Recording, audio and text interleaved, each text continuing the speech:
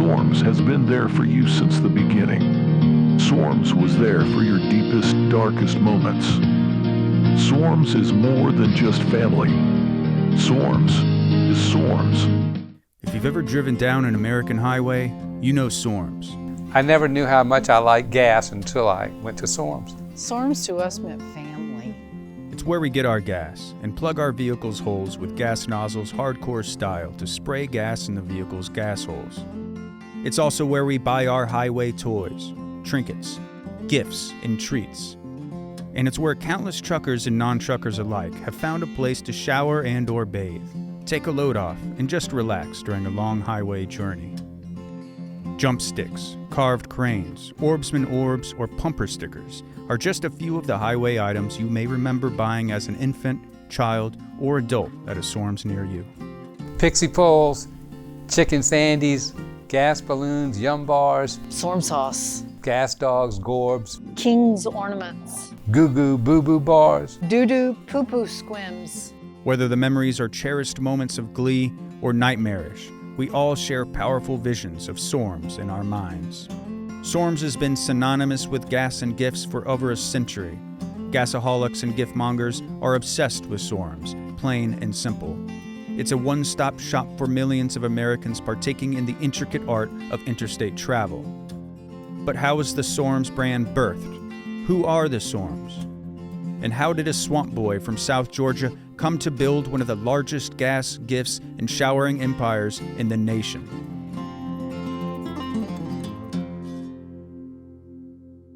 Home Depot has 5G Mobile Blast hotspots. New Blast Mobile 5G Blast. Only on Blast Mobile. Built to last, so you can blast.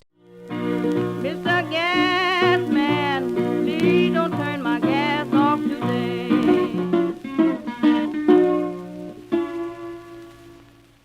It was the morning of June 18th, 1913, and the small community of Metter in South Georgia was awaking. The sun peeked out from the horizon. It was hot, 100 degrees, and the inhabitants rose, most with sweat already on their brow from the hot night before.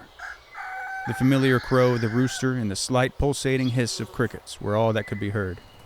Then another sound. It was the pitter-patter of a pulsating piston. A brand new 1913 Ford Model T made its way down Broad Street. The vehicle stopped at a vacant corner, overgrown with scow bushes and littered with borum holes. Out stepped a spindly, lanky young fellow. He was a fresh-faced 18-year-old with bright white hair and dark black eyes from Savannah. Rudolph Sorm. Sorm had just purchased the lot with money saved up from selling cricket stew to local swamp boys in and around his native Savannah on the Wilmington River. Young Sorm had been razzled and dazzled by sights and sounds of the new Model Ts darting around in Savannah and saw growing interstate travel as an inevitability. The plot didn't look like much to the locals, who had dubbed the corner the Borum Nest, but to Sorm it looked like the perfect spot for his revolutionary new business model, selling snacks and sweet treats to a new type of traveler, the motorist.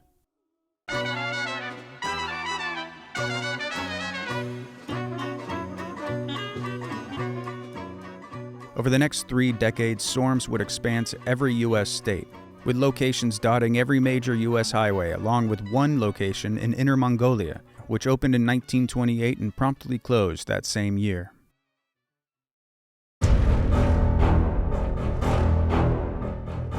It was 1941, and the world was at war. Sorm's, like many other American institutions, sprung into action to aid the war effort.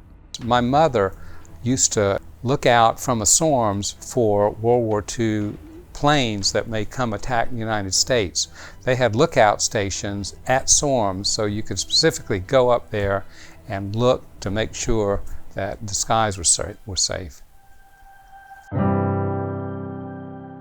My dad, he was a ship's captain, but I always wondered why my dad would put his Navy hat back on every time we would show up at the Sorm's. And he would salute the Sorm's signage. He would salute it for a full hour. You know, we would wait and we had to be quiet. And then later on, I found out that it was because Sorm's supported the troops the way that they did. But I never saw him salute an American flag. In February of 1941, CEO T.B. Storm had a bright idea: to give U.S. GIs snacks with reward tickets included in the packaging, allowing soldiers to stack up Storm's reward points and earn anything from a free pack of cigarettes to the largest prize, which was 800,000 acres of fertile farmland in rural Iowa. The Uncle Storm's Troop Snacker Benefits Program was born. The reward labels could be found on the back of Storm's brand powder stick glue dippers. The troop snackers were airdropped behind enemy lines in Europe and the Pacific, as well as at sea along military transport ships. Many people did this, but my mother was one of them that tied the coupons and the airdrops to gas-filled balloons that would go across the Atlantic to drop them. There was one incident where he had noticed cargo that had been dropped in the ocean and was sinking, and he knew that it was from Sorm's. It was one of those huge care cargo packages. He diverted the whole ship and went and picked it up. It took a lot of time, and it delayed his arrival to Pearl Harbor. Sorm saved my dad's life. Ultimately, no prizes beyond a single sleeping bag were ever given to the GIs due to miscalculations and redemption estimates. Sorm's corporate had allocated only 1/100% of funds required for actual redemptions made.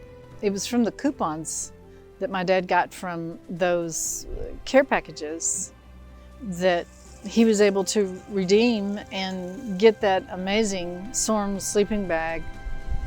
Lasted forever. For the next decade, related lawsuits bankrupted the company in a high-profile case involving a group of Marines who risked their lives for a package of troop snackers was the central lawsuit. One of the Marines involved was famous actor Jack "Lost" Foreman, who played the lost child in the 1931 film I've Lost My Boy. Foreman's media appearances and the high-profile nature of the lawsuits did much to tarnish the Sorm's brand. After CEO T.B. Storm died in 1948 from food poisoning, his son, T.B.B. Storm, took over the company and began rebuilding the brand. In 1953, T.B.B. Storm had brought Sorm's back from the grave, having performed what many at the time saw as a financial miracle. When T.B.B. took the reins of the company in 1948, it was in nearly $500 million in debt. By 1953, Sorm's had paid off all of its debt and was now generating nearly $1 billion in yearly revenue from selling snacks and gas. With tremendous amounts of capital at his disposal, TBB expanded Sorm's to include sprawling shower station houses at their truck stops, which encouraged not only use from truckers, but from the larger communities surrounding the station. They announced that they were going to change a Sorm's and were going to put showers in it. And everybody wanted to see the showers because you'd never seen showers in a Sorm's or a gas station like that. And the shower was something I've never seen before either at a gas station. It was silver, and they had handles, and there were big shower stalls. And so I didn't know what to do, but I said, it's time to take a shower. So I went and took a shower. They had a giraffe soap and elephant soap. Then they had one of a shoe. I remember the most special soap was the oatmeal soap in the shape of a kangaroo. But you could also eat the soap. And so, I ate some soap, got clean, and then when you left, you could buy a little bucket that had all of these different soaps in it, and you could give those for gifts.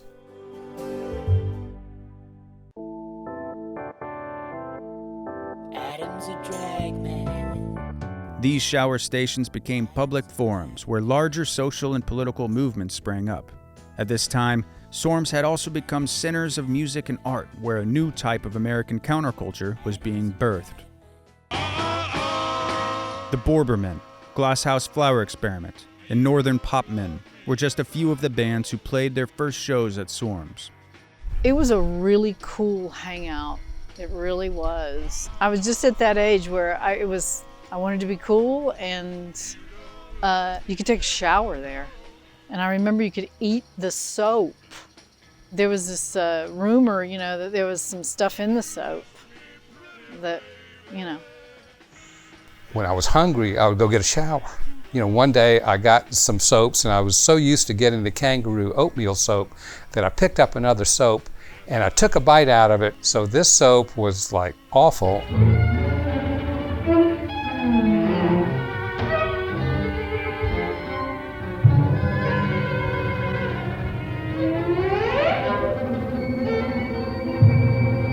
I was there for the Apollo moon landing, and Bob Dylan was there. Yeah. And when they actually landed, we all had pumps in our hands, and we just kind of squirted them. And I remember I was not too far away from where Bob Dylan was standing, and a little bit got on my shirt. A little bit of his squirt got on my shirt. It's amazing. Following the assassination of Larry, the movement which became known as the Larry Lovers was partially birthed at a Sorm's in Hays, Kansas. Sorm's was the place to stop all the way up to Larry Mania. We noticed that the Sorm's was selling the clothes that we liked, which was like the patterned shirts and leather and bell bottoms. I remember being at Larry Mania, and it rained and it got muddy and we got dirty. Everything was dirty. Everybody was dirty. So we all jumped in our van. It was a Volkswagen van with flowers on the hubcaps, all colors, and we just all went into Sorm's at the same time, took over the showers and cleaned up. As the tumultuous 1960s came to a close, Sorm's entered another era of controversy. In 1974, TBB Sorm, now entering his old age, had what some might consider a harebrained idea. It was to create what he later dubbed gas hole pipe exploration events at several key locations. Customers would be ushered down into the gas pump pipes to see how the gas was pumped up close. You entered in the back of a Sorm's, and you crawled down. You had to crawl down on a ladder, and then there was just a little platform, and you could see nothing. It was pitch black. So they gave you some flashlights, and they had a couple of little string lights. You'd walk along, and sometimes you'd bump your head.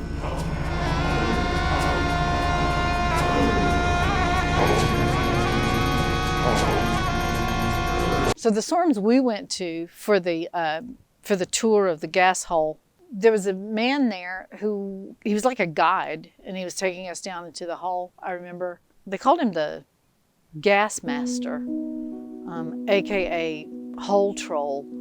I remember I was afraid of being down in the hole, and he kept patting me on the shoulder and telling me it was going to be okay. During gas hole exploration tours at the Sorm's location near Porsonville, a local man became something of a legend. He was a retired school captain who had started working at Sorm's in his old age, part of an initiative set forth by Sorm's during that time to employ retired individuals as greeters and shower cleaners. They called it the We Love Olds program.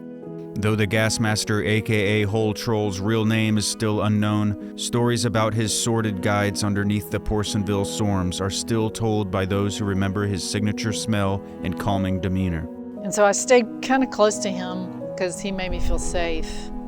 I remember him lighting a cigar. I remember the smell.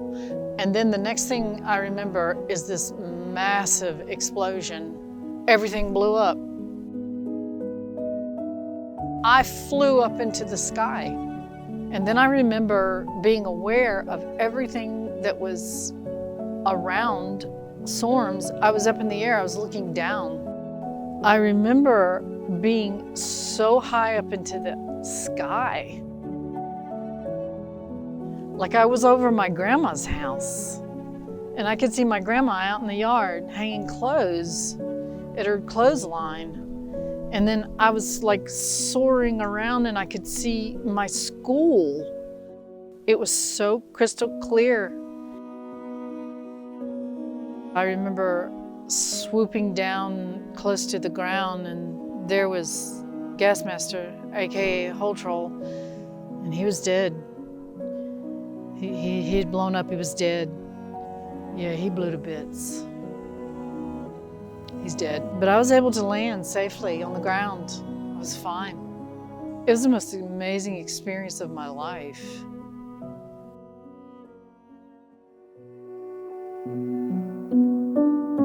In 1974, an especially large explosion rocked the Portsonville Sorms during one of the Gasmaster aka Hole Troll's shifts, giving an exclusive underground gas hole tour to a group of travelers. His body was flung out of the gas hole opening and paramedics pronounced him dead on the scene, though local legend purports Gasmaster aka Hole Troll did not die during the explosion and instead was sent flying through the air, landing in a nearby bog where he hit the muck safely. At every location, this ended in massive explosions and death. TBB Storm quietly exited the company in 1979 after the 23rd gas hole exploration ended in disaster. TBB's daughter, BTT Storm, took control of the company in the summer of 1980, and instead of nixing the program, doubled down. BTT attempted to expand the gas hole explorations to 100 new locations, this time with added security and fire extinguishers so that the customers could put out any small fires that started underground during the tour. Her attempts were met with total and absolute failure, and BTT stepped down from her position in 1988 after having caused a further 543 more explosion disasters at various gas hole exploration outfitted locations.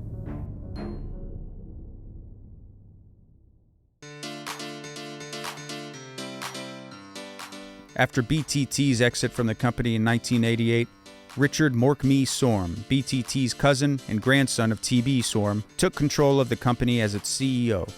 Richard was a forward-thinking and innovative CEO for Sorms, employing new practices such as bright flashing lights that would bombard shoppers as they entered, soothing their minds and creating a sense of calmness in their brains before they began shopping.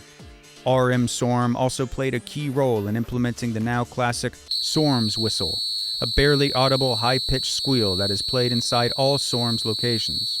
The whistle is calming and hijacks Sorm shoppers' brains in order to calm them. In the mid-1990s, RM discovered the World Wide Web. It was a discovery that would shape the Sorm's brand forever.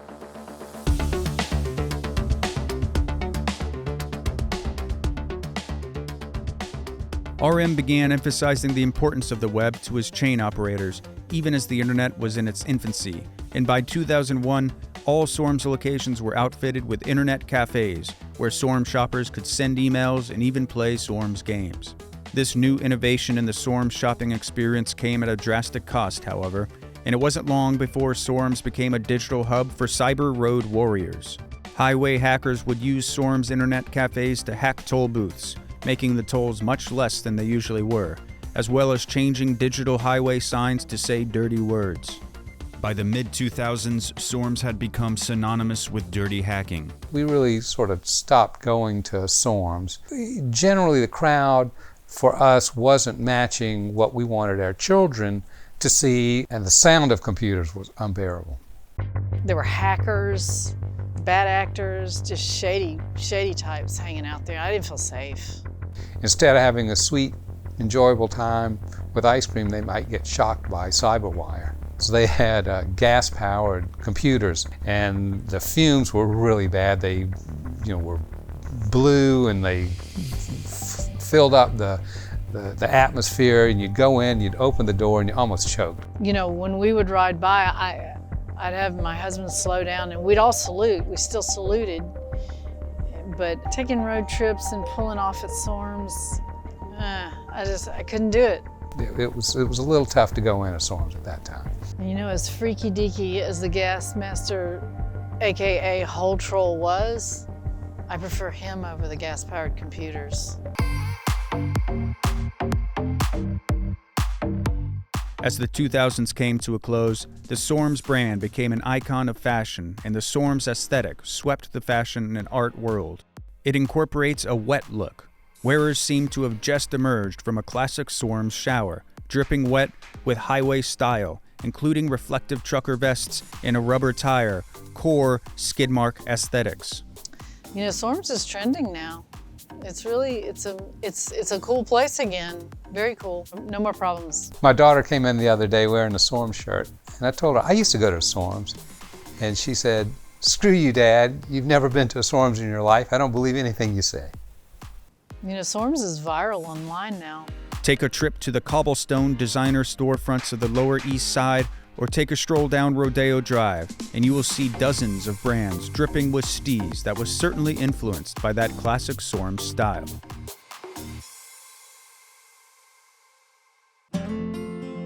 Perhaps one of the most influential and important American brands, Sorms has provided us with not just snacks, but over a century's worth of memories and culture. In recent years, Sorms has rebuilt its reputation by requiring customers to go through an extreme vetting process to access their facilities and services. In 2020, all Sorms signs and branding was stripped from the highways, and most of Sorms are now vacant and boarded up, only accessible through underground tunnels and backdoor entrances. Now, Sorms gas stations act as hubs of what many claim to be secretive elite meetings.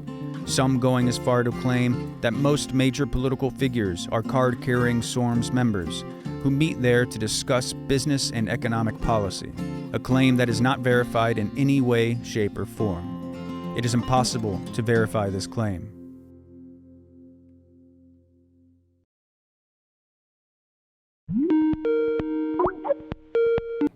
Hey, what's up, man? I was just about to call you. You caught me during lunch. Hey, can you hear me? Yeah, can you hear me? Yeah, I can hear you. Oh my gosh. Yeah, I can hear you. Oh my gosh. Did you see the email? Did you see Sorm is reopening? I know. I got goosebumps. I can't believe the timing on this. Could you ask for better timing? This was crazy. We're just putting this out and we got that email. This is crazy. I can't believe it. So I have to ask you, man, I know this is bringing up a lot of emotions for me and they're kind of conflicting and interesting and complex, and I just wanted to touch base with you and see what kind of emotions does this kind of bring up for you? What are you feeling? What are you thinking about all this? I know. Yeah, absolutely. I feel the same way. It's taking its toll. It's taking its toll for sure. But to just reach the finish line, and now we can loop back and see this. And on top of all things, we get the email. Can you believe that? On top of all things, and to think back when we started this and how far we came from starting it, to think back. And to think of all that, and I mean, think about all that's happened and all that's happened since we even started this. And now that we're at the end, it's just incredible. Like it's like bittersweet. Absolutely. It's bittersweet. So I don't know. I mean, and I thought like, some of the realmers and some of the people out there are just gonna be so excited and so interested in that. And it's just so exciting and interesting to be thinking about it and touching base. And, moving forward when we talk about these sorts of things and get excited, it's interesting to sort of think about how that does excite us and all of that. And so, if we circle back again, we can kind of revisit some of those ideas because a lot of those ideas are really good and a lot of they were interesting. And so when I think about it reopening, I like to cycle back. 100%. Where were we when we started this? A million light years away. And now we were halfway through. We were in the middle. It's here at the end that we can really look back and kind of take it all in. It's like looking off a cliff. Yeah. All right. Well, I'll see you later. Okay. Bye.